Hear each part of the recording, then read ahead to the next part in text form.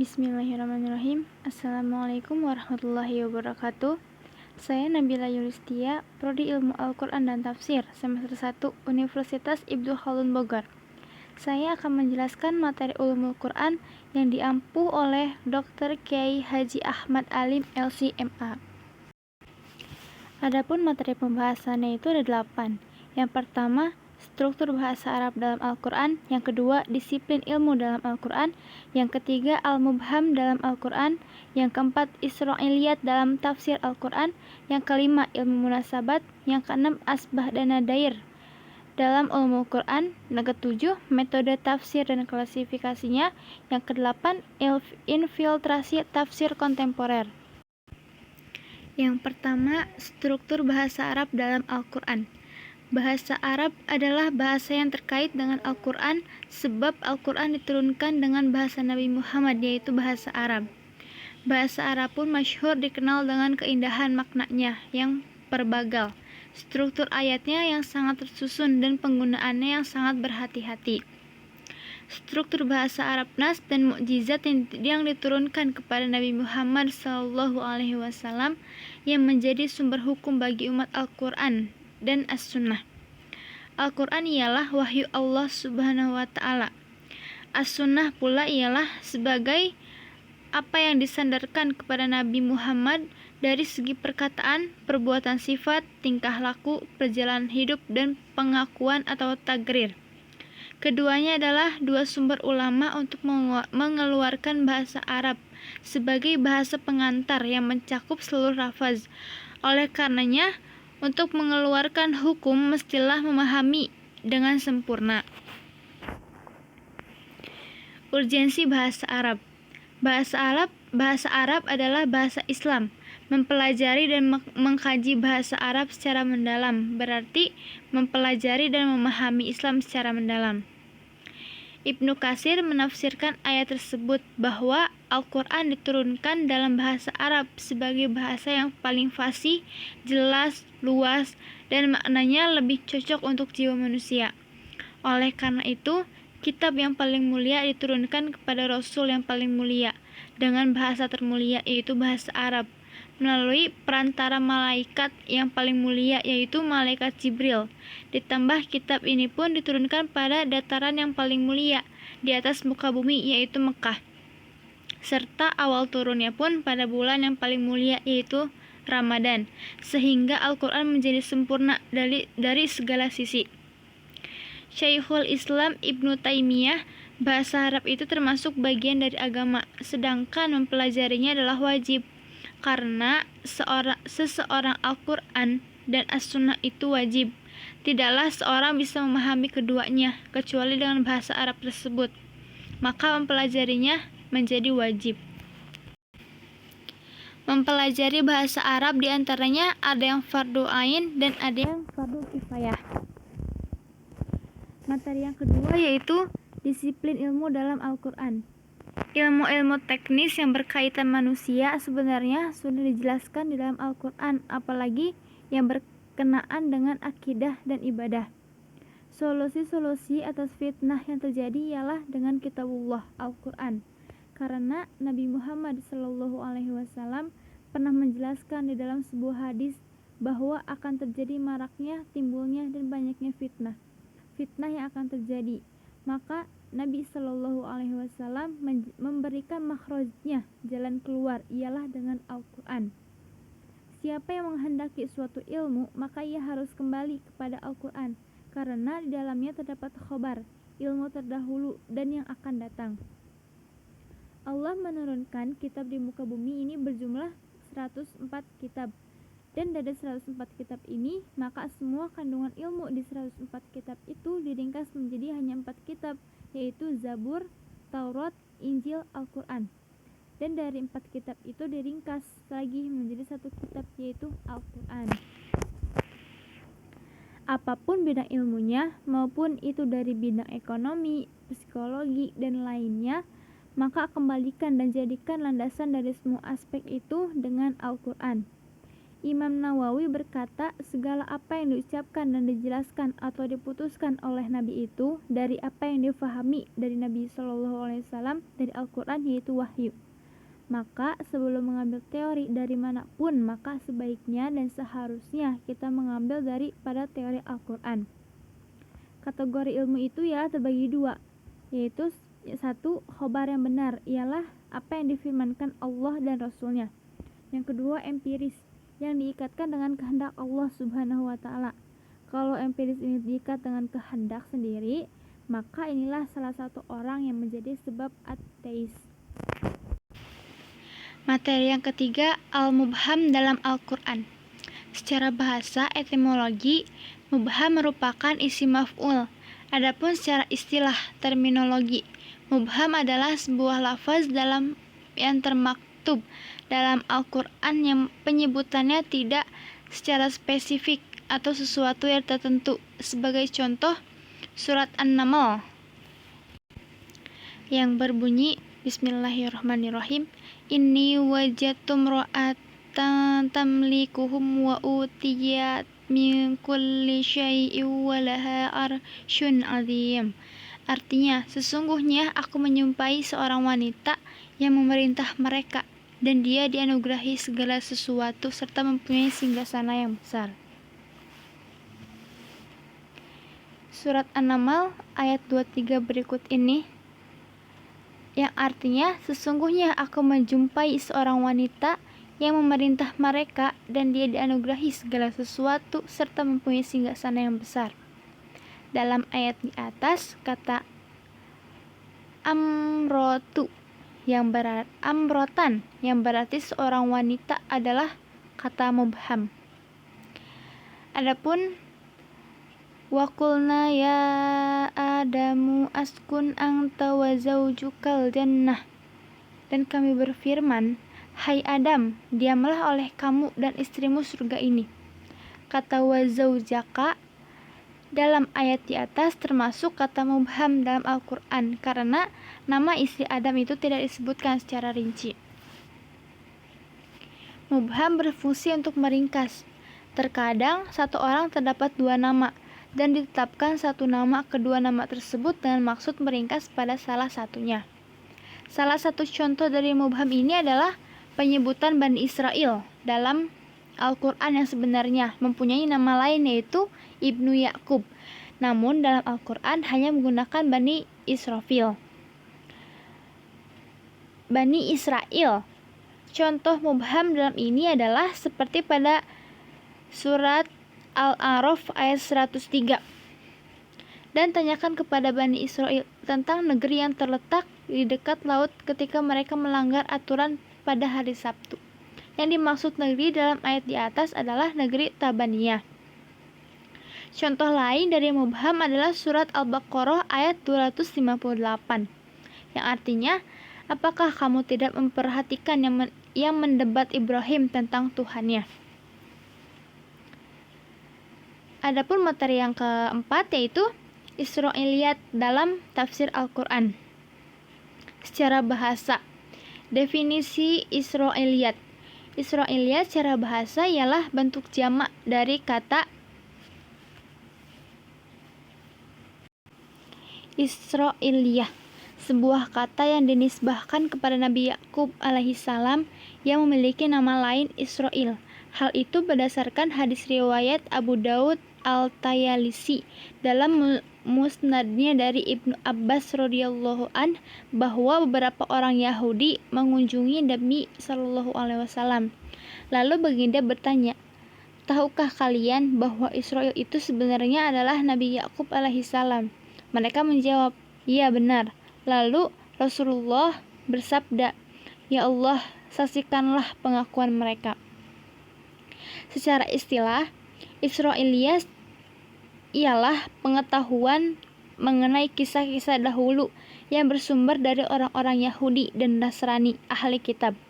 Oleh karena kaum Yahudi telah hidup bersama umat Islam Madinah, kisah-kisah terdahulu ini banyak dinukil dari mereka yang telah memeluk agama Islam. Sikap para ulama terhadap Israiliyat. para musafir berbeda-beda dalam menyikapi kisah-kisah Israiliyat. Perbedaan ini terbagi 4 kelompok, yaitu yang pertama, sebagian mereka ada yang memperbanyak kisah tersebut disertai dengan sanad-sanadnya, dan mereka berpendapat bahwa dengan menyebutkan sanad-sanadnya maka telah lepas tanggung jawabnya. Contohnya adalah Ibnu Jarir Al-Tabari. Yang kedua, ada yang memperbanyak kisah-kisah tersebut tanpa menyebutkan sanad-sanadnya. Contoh Al-Baghawi. Yang ketiga, memperbanyak menyebutkan kisah-kisah Israiliyat dengan memberikan komentar dari apa yang disebutkan. Yang keempat, ada yang berlebih-lebihan dalam menolaknya, dan dia tidak menyebutkan sedikit pun kisah Israiliyat yang dijadikan sebagai tafsir bagi Al-Quran. Contoh Muhammad Rashid Ridho. Secara umum, apa-apa yang diriwayatkan dalam Israiliyat tidak memiliki faedah atau manfaat yang tidak diperlukan dalam memperbaiki keislaman kita. Adapun bertanya kepada ahli kitab tentang sesuatu dari perkara-perkara agama adalah haram. Materi yang kelima, ilmu munasabat. Pengertian munasabat. Munasabat secara bahasa berarti itisol, saling berkaitan. Muqarabah, saling mendekati. Mumatsilah, saling menyerupai. Musakalah, saling membangun. Bisa kita konklusikan dengan sesuatu yang menyerupai satu dengan yang lainnya. Musafir mendefinisikan ilmu munasabat sebagai ilmu yang mempelajari tentang rahasia-rahasia serta alasan-alasan dalam susunan Al-Quran, sehingga ada koreksi antara satu ayat atau surat dengan yang lainnya, saling berkaitan tak terpisahkan. Fungsi munasabat. Yang pertama, dapat membantu memahami adanya takwil ayat. Yang kedua, dapat mengetahui makna-makna Al-Quran. Ijaznya menetapkan penjelasan, keteraturan kalamnya, dan keindahan uslubnya. Yang ketiga, dapat mengetahui kedudukan suatu ayat yang terkandung sebagai takkid ayat sebelumnya, atau sebagai tafsiran atau salingan. Yang keempat, dapat mengetahui kondisi dan situasi yang merupakan latar belakang suatu peristiwa. Yang kelima, dapat mengetahui alakah antara khitam suatu surat dengan fatihah surat berikutnya, atau fatihah dengan khitam satu surat. Adapun cara mengetahui munasabat. Yang pertama, harus diperhatikan tujuan pembahasan suatu surat yang menjadi objek pencarian. Yang kedua, memperhatikan uraian ayat-ayat yang sesuai dengan tujuan yang dibahas dalam surat. Yang ketiga, menentukan tingkatan uraian-uraian itu apakah ada hubungannya atau tidak. Yang keempat, dapat mengambil kesimpulan. Hendaknya memperhatikan ungkapan-ungkapan bahasanya dengan benar dan tidak berlebihan.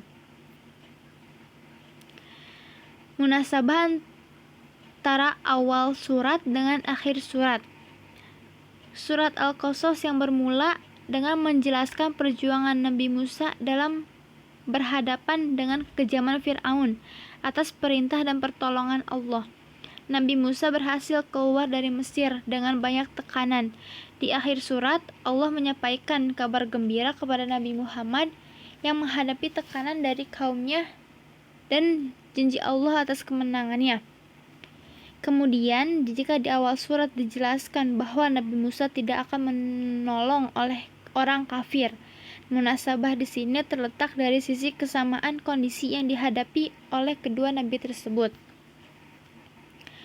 Munasabah antara nama surat dan tujuan turunnya.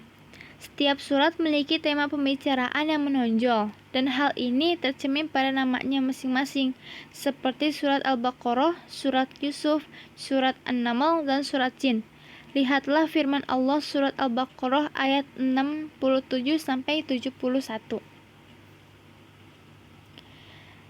Materi yang keenam adalah asbah dan nadair. Urgensi. Di dalam seseorang itu disebut seorang yang benar-benar paham tentang Al-Quran, sampai dia mengetahui bahwa lafaz dalam Al-Quran itu banyak perspektif makna.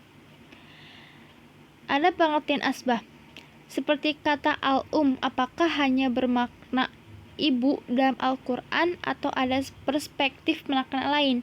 Begitu juga dengan kata al-ummah, apakah hanya satu makna atau ada banyak perspektif makna dalam Al-Quran. maka itu yang disebut dengan al-wujuh atau asbah. Pengertian nadair, artinya lafaz, memiliki makna satu tetapi kesatuan itu memiliki cabang yang serupa atau yang sepadan. Contoh, makna insan manusia, maka itu mencakup siapa saja yang di situ masuk kategori insan yang cukup penting, dia adalah manusia. Itu yang namanya mencakup. Contoh al-um, bermakna ibu yang melahirkan. Yang kedua, bermakna induk dari segala sesuatu. Contoh al-ab, yang pertama bermakna ayah yang menjadi sebab kita lahir, yang kedua bermakna kakek, yang ketiga bermakna paman. Faedah mempelajari asbah dan nadair itu supaya kita memahami makna yang dikandung Al-Quran itu secara komprehensif. Materi yang ketujuh, metode penafsiran Al-Quran. Fungsi Al-Quran. Yang pertama, fungsi utama diturunkannya Al-Quran adalah sebagai petunjuk bagi umat manusia. Allah Subhanahu wa Ta'ala berfirman, kitab Al-Quran ini tidak ada keraguan padanya, petunjuk bagi mereka yang bertakwa. Surat Al-Baqarah ayat 2. Yang ketiga, Allah Subhanahu wa Ta'ala mengatakan, Al-Quran sebagai petunjuk bagi manusia dan pembeda antara kebenaran dan kebaikan. Surat Al-Baqarah ayat 185. Madrasah tafsir. Madrasah Mekah atau Madrasah Ibnu Abbas yang melahirkan musafir terkenal seperti Mujahid bin Jubir, Said bin Jubair, Ikrimah bin Abbas, Taus al-Yamani, dan Arta bin Abi Tabah. Madrasah Madinah atau Madrasah Ubay bin Ka'ab yang menghasilkan pakar tafsir seperti Zaid bin Aslam, Abul Aliyah, dan Muhammad bin Ka'ab al-Quradi. Yang ketiga, Madrasah Irak atau Madrasah Ibnu Mas'ud. Di antara murid-muridnya yang terkenal adalah Al-Qamal bin Qais, Hasan bin Barshi, dan Qatadal bin Di'amah As-Sadusi. Syarat tafsir isyari. Tafsir isyari hanya dapat diterima jika memenuhi 5 kriteria, yaitu yang pertama, tidak ada pertentangan dengan makna lahir Al-Quran. Yang kedua, tidak mengklaim bahwa yang dimaksud adalah makna batin saja tanpa memperhatikan makna lahirnya.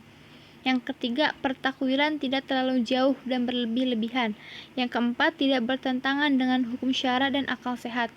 Yang kelima, adanya pembenaran syara sebagai penganut. Dilihat dari segi secara para musafir dalam menafsirkan ada 4. Yang pertama, tafsir al-tahlili. Kedua, tafsir ijmali. 3, tafsir al-ma'addu'i. Keempat, tafsir al-muqarin. Adapun syarat-syarat menafsirkan Al-Quran. Yang pertama itu akidahnya benar, ikhlas, tidak mengetahui hawa nafsu, memulai menafsirkan sebuah ayat dengan merujuk ke Al-Quran, menguasai ilmu bahasa Arab dan cabang-cabangnya, mengetahui ilmu-ilmu Al-Quran, pemahaman yang cermat dan berhati-hati, berkelakuan baik, mengamalkan ilmunya, tawadu dan tidak sombong, mencari kebenaran dan tidak mengedepankan suatu pendapat yang lemah. Sejarah perkembangan tafsir Al-Quran, masa hidup Rasulullah, sahabat dan tabi'in, pembukuan tafsir Al-Quran. Di sini ada 5 pembukuan, yaitu yang pertama fase pembukuan Al-Atsar dan Al-Musanadah. Yang kedua, fase pembukuan Atsar tafsir secara terpisah. Yang ketiga, fase berbaur dan riwayat tafsir. Yang keempat, fase pembukaan riwayat yang dibuat sanadnya. Yang kelima, fase tafsir bi'aroyi. Dan materi yang terakhir yaitu infiltrasi tafsir kontemporer. Desakralisasi Al-Quran, mencermati berbagai perkembangan paham liberal di kalangan umat Islam tersebut. Setidaknya ada 3 aspek penting dalam Islam yang sedang benar mengalami liberalisasi saat ini, yaitu pertama, syariat Islam dilakukan dengan perubahan metodologi ijtihad. Kedua, Al-Quran dan tafsir Al-Quran dengan melakukan dekonstruksi konsep wahyu dalam Islam dan penggunaan metode hermeneutiks dalam penafsiran Al-Quran. Yang ketiga, akidah Islam dengan penyebaran paham pluralisme agama. Sumber autentik tafsir Al-Quran, sunnah Nabi Shallallahu Alaihi Wasallam, pendapat sahabat dan tabi'in, bahasa Arab, ijtihad, rai, rasio atau akal. Al-asil atau autentisitas adalah sebuah penafsiran yang sesuai dengan Al-Quran, hadis, perkataan sahabat dan tabi'in, dan akal yang dapat dipertanggungjawabkan. Yang kedua, sedangkan al-dakhil, infiltrasi, adalah sebuah penafsiran yang melenceng dari Al-Quran, hasid, perkataan sahabat dan tabi'in, dan akal. Yang ketiga, al-asil dibagi menjadi dua bagian, al-asil bi al-madhur dan al-asil bil ro'i. Secara istilah, penafsiran Al-Quran yang tidak didasari pada validitas sumber seperti Al-Quran, hadis sahih, pendapat sahabat dan tabi'in, serta akal sehat yang memenuhi prasyarat dan kriteria ijtihad. Sejarah perkembangan ad-dakhil fi at-tafsir. Infiltrasi penafsiran Al-Quran sebenarnya telah ada bersamaan dengan awal perkembangan Islam. Hal ini terjadi ketika Nabi Muhammad beserta para sahabatnya berinteraksi dengan lintas iman di Madinah. Selain itu, masuknya beberapa orang dari ahli kitab yang memeluk Islam. Komunikasi, diskusi, dan silang budaya yang terjadi di antara mereka. Pada dilirannya, banyak memberikan riwayat Israiliyat dalam penafsiran. Infiltrasi penafsiran semakin terlihat ketika sekte-sekte dalam Islam banyak yang bermunculan, seperti Mu'tazilah, Bahaiyah, dan Ahmadiyah, dan lain-lain. Mereka banyak menyusupkan Al-Quran berdasarkan kepentingan dan bahwa nafsunya belaka dan hawa nafsunya belaka. Misalnya dilakukan oleh Bashiruddin Ahmad dari Ahmadiyah yang melegitimasikan kenabian Mirza Ghulam Ahmad melalui surat Al-Hajj ayat 22. Wallahu a'lam bishawab. Mungkin segitu yang dapat saya sampaikan. Kurang lebihnya mohon maaf, dan saya pun masih dalam tahap belajar. Wassalamualaikum warahmatullahi wabarakatuh.